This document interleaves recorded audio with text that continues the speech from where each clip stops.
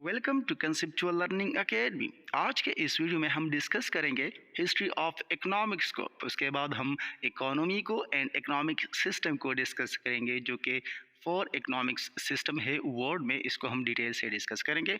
उसके बाद हम essential features of economic system को डिस्कस करेंगे कि इन इकोनॉमिक सिस्टम का एसेंशियल फीचर्स कौन कौन से हैं। एट द एंड हम समरी देंगे इन इकोनॉमिक्स सिस्टम का। अगर आप इकोनॉमिक्स सब्जेक्ट में इंटरेस्ट रखने वाले हैं तो इस वीडियो को लास्ट तक ज़रूर देखिएगा। इसके अलावा मैं आपको अपडेट देता चलूं कि आज से हम कंसेप्चुअल लर्निंग एकेडमी के चैनल पे इकोनॉमिक्स सब्जेक्ट का एक प्लेलिस्ट बना रहे हैं। अगर आप इकोनॉमिक्स को स्टडी कर रहे हैं, चाहे आप फर्स्ट ईयर सेकेंड ईयर के स्टूडेंट हैं या बीएस में इकोनॉमिक्स पढ़ रहे हैं या किसी भी कम्पिटिटिव एग्ज़ाम के लिए इकोनॉमिक्स को तैयार करना चाहते हैं या इसके किसी भी टॉपिक को समझना चाहते हैं, तो कंसेप्चुअल लर्निंग एकेडमी के चैनल को ज़रूर सब्सक्राइब कीजिएगा और बेल का आइकन दबाएं, ताकि हमारे आने वाले इंफॉर्मेटिव वीडियोस या इकोनॉमिक्स के रिलेटेड जो भी वीडियोस हम अपलोड कर रहे हैं उसका नोटिफिकेशन फ्री पीडीएफ के साथ आप तक बर वक्त मिल सके। इसके अलावा आप इस वीडियो का फ्री पीडीएफ भी हासिल कर सकते हैं, जिसका लिंक डिस्क्रिप्शन में दे दिया जाएगा और पासवर्ड आगे वीडियो में शेयर किया जा रहा है। चलिए हम वीडियो का बाकायदा आगाज़ करते हैं हिस्ट्री ऑफ इकोनॉमिक्स से और इसको डिटेल में समझने की कोशिश करते हैं। इकोनॉमिक्स की हिस्ट्री कितनी पुरानी है? अगर आपसे कोई सवाल करे कि इकोनॉमिक्स की हिस्ट्री क्या है, तो इकोनॉमिक्स की हिस्ट्री वही है जो ह्यूमन रेस की हिस्ट्री है। मतलब कि जितना ह्यूमन ओल्ड है, जितना ह्यूमन ने जो लिविंग या जो सोसाइटी बनाई हुई है, या जितना वो जीना सीख गया है या सोसाइटी में रहने लगे हैं, तो उसको जो ह्यूमन को लाइफ के दौरान जो स्केर्सिटी की प्रॉब्लम्स आई है, स्केर्सिटी क्या होती है, इंशाल्लाह आने वाले लेक्चर में हम बेसिक्स ऑफ इकोनॉमिक्स को कवर करेंगे, वहाँ पर आपको समझेंगे कि स्केर्सिटी क्या है। लेकिन स्केर्सिटी के प्रॉब्लम को सामना करने के लिए या इसको ओवरकम करने के लिए या इसको कम करने की कोशिश में जो भी वो स्टेप्स उठाते हैं उसको हम इकोनॉमिक्स कहते हैं। मतलब इकोनॉमिक्स ह्यूमन रेस की तरह ही ओल्ड है। नेक्स्ट हम आपको एक ज़रूरी कंसेप्ट देना चाहते हैं इकोनॉमिक्स के बारे में, जो कि जॉन मेनर्ड कीन्स के बारे में है, जो एक फेमस इकोनॉमिस्ट है 20th सेंचुरी के।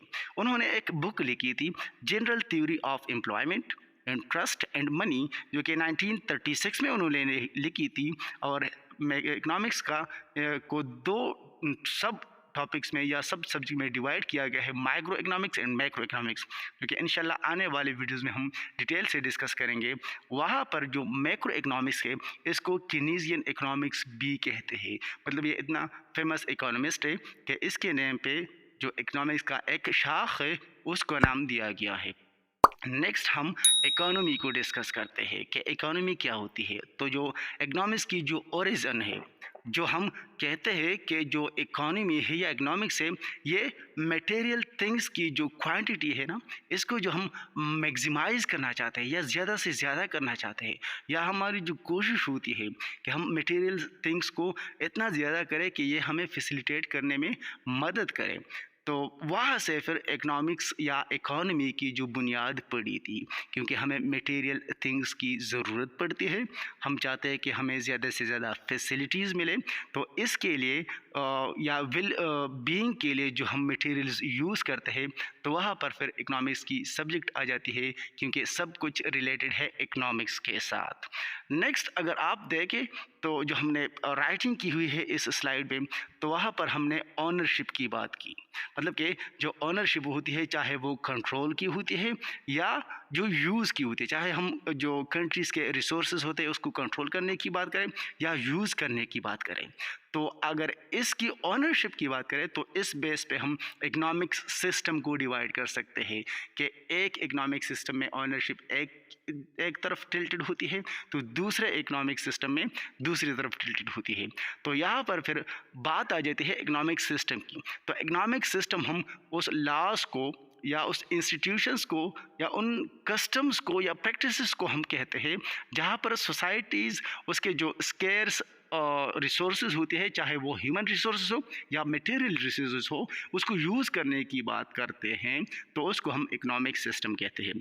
सोसाइटी की बात आ गई तो जिस सोसाइटी में इसको जिस तरह यूज़ किया जाता है या जिसके कंट्रोल में दिया जाता है, उसी बुनियाद पे हम कहते हैं कि ये इकोनॉमिक सिस्टम बन गया।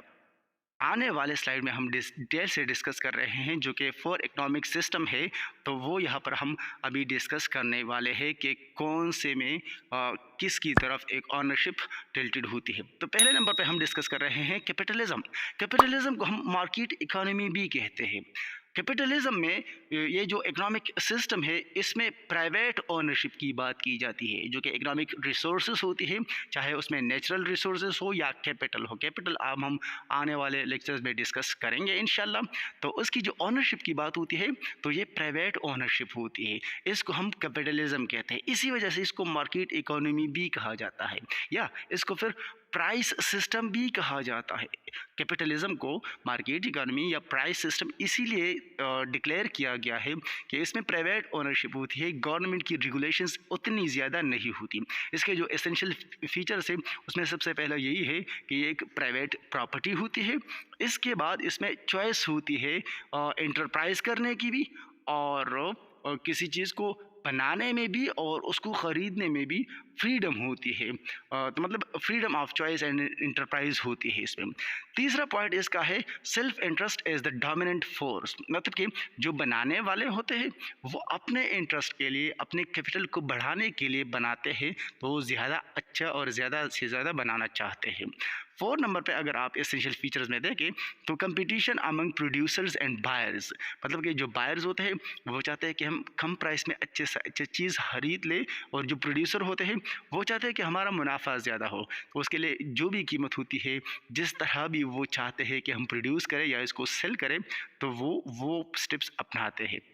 5th नंबर पे हमने एसेंशियल फीचर्स में रिलायंस ऑन प्राइस सिस्टम, मतलब कि जो प्राइस सिस्टम होती है वो इसीलिए रेगुलेटेड होता है कि मार्केट में कंपटीशन होती है, and at the end limited role for government, मतलब कि फर्स्ट पॉइंट के साथ ये कंपैरिजन में है कि प्राइवेट प्रॉपर्टी होती है तो गवर्नमेंट की जो रोल होती है वो लिमिटेड होती है, वो सिर्फ रेगुलेट करती है इस हद तक कि कुछ ज़्यादा गड़बड़ ना हो जाए।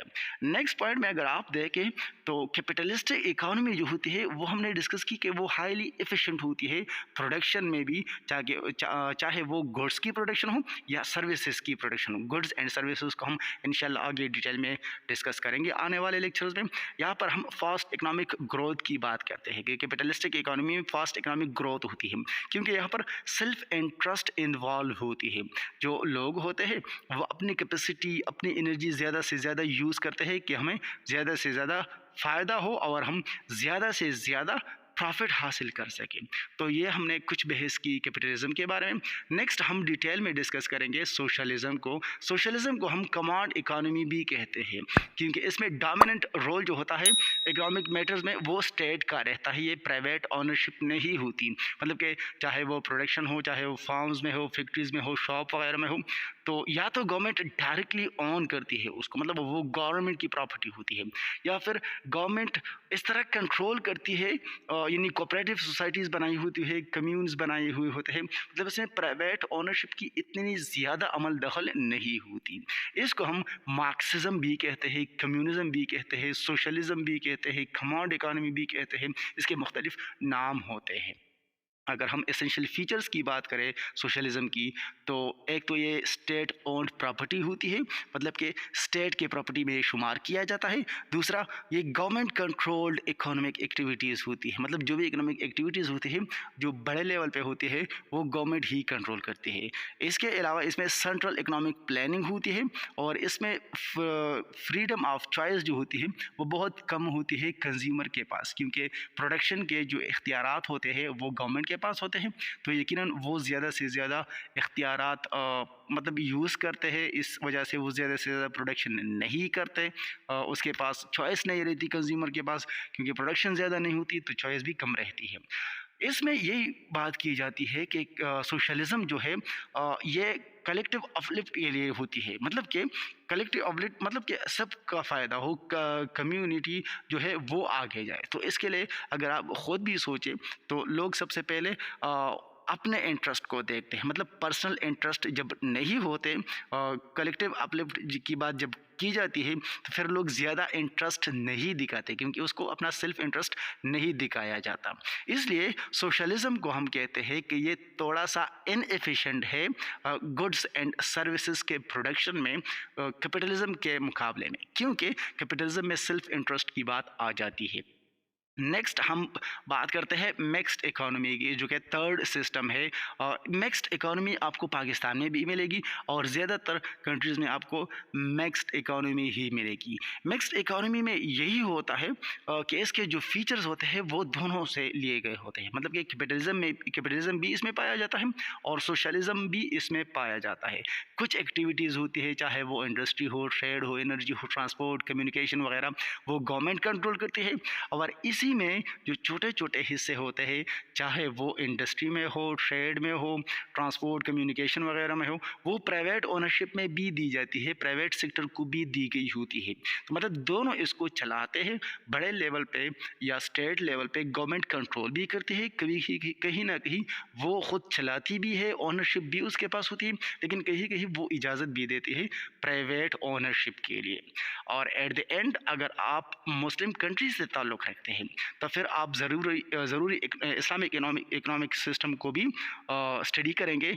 ये मटेरियल एंड स्पिरिचुअल कंसिडरेशंस में इन दोनों का मजमूआ होता है। इकोनॉमिक सिस्टम में जो इस्लामिक इकोनॉमिक सिस्टम होता है, इसमें मटेरियल एंड स्पिरिचुअल दोनों एस्पेक्ट्स को देखा जाता है। तो ये एक किस्म की मिक्स्ड इकोनॉमी होती है। इसमें कुछ फंडामेंटल जो बुनियादी डिफरेंसेस होते हैं वो स्पिरिचुअल वैल्यूज़ की होती है, मतलब जो मॉरल कंसिडरेशन होती है, जिसको हम कहते हैं कि हमारी दीनी फरीज़ा होती है, वो उसको हम आमने सामने रखते हैं। बाकी इसके अलावा ये ज़्यादातर मिक्स्ड इकोनॉमी, और मिक्स्ड में फिर सोशलिज्म भी होता है और कैपिटलिज्म भी हो जाता है इस पे। इसके अलावा इसके कुछ फीचर्स है जो कि डिफरेंस करती है कैपिटलिज्म को भी और सोशलिज्म को भी। वो क्या है? First of all, Islamic economic system का जो है वो अकाउंटेबिलिटी आफ्टर डेथ इसमें शुमार किया जाता है। ये सबसे यूनिक फीचर है इस्लामिक इकोनॉमिक सिस्टम का। दूसरा, इसमें ऑनरशिप अल्लाह ताला को दी जाती है, कि सब चीज़ों का जो ऑनर होता है वो अल्लाह ही होता है। एंड एट द एंड हम मॉरल वैल्यूज़ की बात करते हैं कि मॉरल वैल्यूज़ इसमें बहुत अहमियत का हामिल रखती है।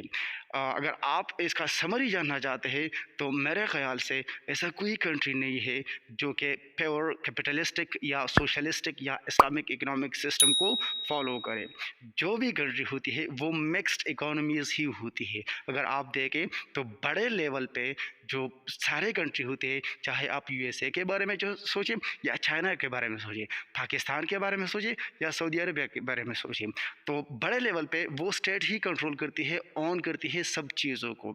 लेकिन कुछ हिस्से, कुछ एस्पेक्ट्स, कुछ पार्ट्स ऐसे होते हैं जो प्राइवेट सेक्टर को दिए गए होते हैं, क्योंकि आजकल जो आबादी ज़्यादा है, इसको कंट्रोल करने के लिए गवर्नमेंट सब कुछ कंट्रोल नहीं कर सकती, अच्छे तरीके से डिलीवर नहीं कर सकती। अगर आप स्कूल सिस्टम को देखें, यानी एजुकेशन को, अगर आप हेल्थ सेक्टर को देखें, ट्रांसपोर्ट को देखें, तो गवर्नमेंट अपनी रेगुलेशन के साथ साथ प्राइवेट सेक्टर को भी दावत देती है कि आइए आप भी इन्वेस्ट करें, आप भी काम करें। मज़ीद इस तरह के एक्सप्लेनेशन खासकर इकोनॉमिक्स वीडियो हासिल करने के लिए कंसेप्चुअल लर्निंग एकेडमी के चैनल को ज़रूर सब्सक्राइब कीजिएगा और बिल का आइकन दबाएं। इससे ना सिर्फ हमें सपोर्ट मिलेगी बल्कि हमारे आने वाले वीडियोस आप तक बर वक्त मिलेंगे नोटिफिकेशन के साथ, और इसके साथ साथ आप फ्री PDF भी हासिल कर सकते हैं।